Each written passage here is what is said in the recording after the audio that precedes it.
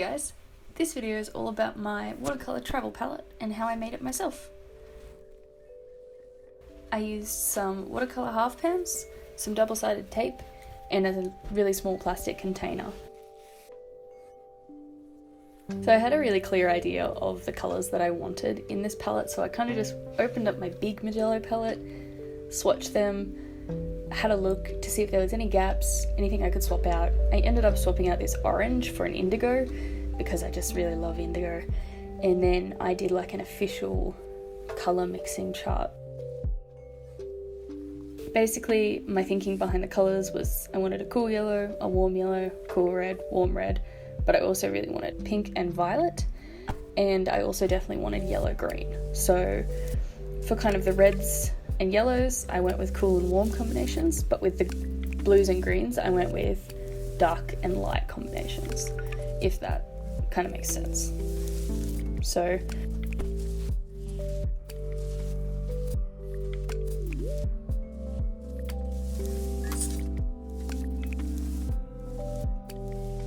I'll spare you the tedium of doing a whole colour chart, but that's what it looks like when it's finished. So I made this little swatch card. This is the 12 colours I ended up with. I will go over them in more detail in a second. I stuck some double-sided tape to the bottom and stuck the little swatch card, which I had laminated, in the bottom, so it faces the outside, so I can really quickly see what colours are in there. And also it made a really smooth base to stick my pans into. So I played a little bit with the arrangement of the pans. Basically, I just wanted to make them fill as much space as possible. I didn't want to have any empty space, and also just have it look as neat as possible. I ended up going with 4 across, 3 down, 12 in total. And yeah, I basically just stuck tiny little squares of double-sided tape on the back of them and stuck them to the laminate. Simple but effective. These have stayed really, really well. I did this a couple of weeks ago, just before Christmas, because I wanted to take it with me to my parents' house because we were going there for Christmas. And there's only one pan that hasn't kind of stuck properly and keeps coming out, but it isn't even that bad. I can keep re-sticking it and it's fine. So it's pretty sturdy, this little double-sided sticky tape setup. All right, let's fill it with colours. Okay, so I just used my watercolour tubes to fill this up, my Magello paints. It's the only watercolour set I have as of right now, and went through, picked out my colours.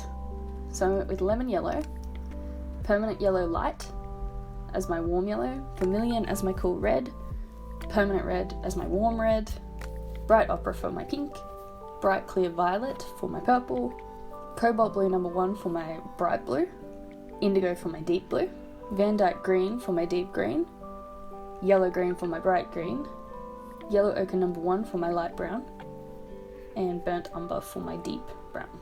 This is honestly my favourite part of filling up any palette. Oh, it's so aesthetically pleasing. It's very relaxing to fill up the little pans with juicy watercolours. So, for your viewing pleasure, here it is. I actually ended up sticking my finger in the indigo, I think it was, and I had to like take a break halfway through and wash it all off. A little bit messy, but it worked out in the end. I'm really surprised how much paint I've gotten out of these tubes. These are only 7mm tubes.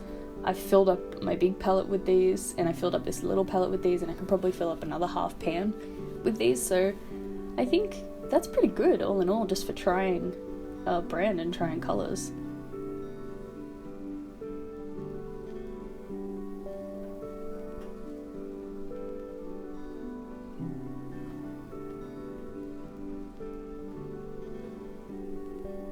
But yeah, that's kind of what it looks like all filled up. And then I just labelled them because this year I want to try a couple of different brands of watercolours, and I foresee more of these little sample travel palettes in my future. So I got my Dymo labeler and just made a little label that said Magello.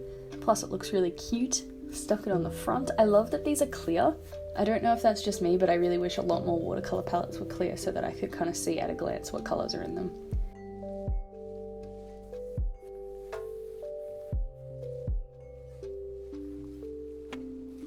There it is, little cutie.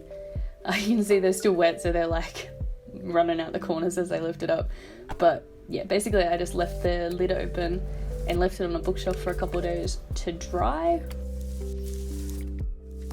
So after it had dried, I decided that I should take it for a test drive, not just sit at my desk and use it. So I threw it in my pencil case and took my travel watercolor palette and my little sketchbook and my tripod and my camera, as you do, to a local park that's just really massive and full of heaps of cool trees, and it's just really nice. It's a really, really pretty area. And I had no idea what I was going to draw, but I kept seeing all the different kinds of leaves, and I thought that they looked really pretty and that they would make nice sketches. So I ended up kind of just collecting a bunch of little leaves.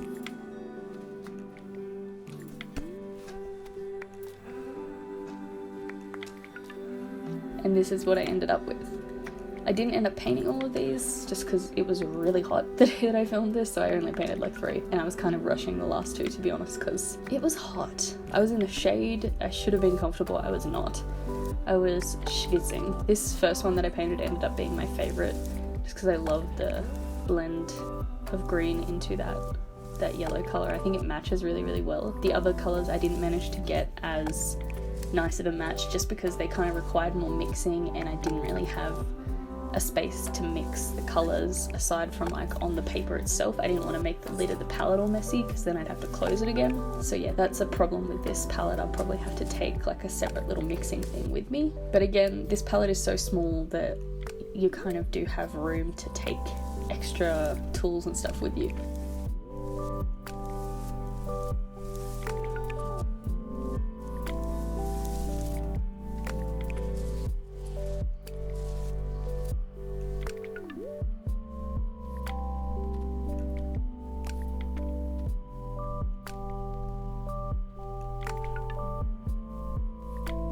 So this was how I made my little travel watercolor palette. I hope this was helpful for someone. It's really cheap. It's by no means perfect, but it's really handy to have on the go. I wanted one to take with me so I could play with watercolors a little bit more. If you found this video helpful, give it a thumbs up. And if you want to see more stuff like this, maybe subscribe. I don't know. Anyway, thank you for watching. I'll talk to you real soon. Bye bye.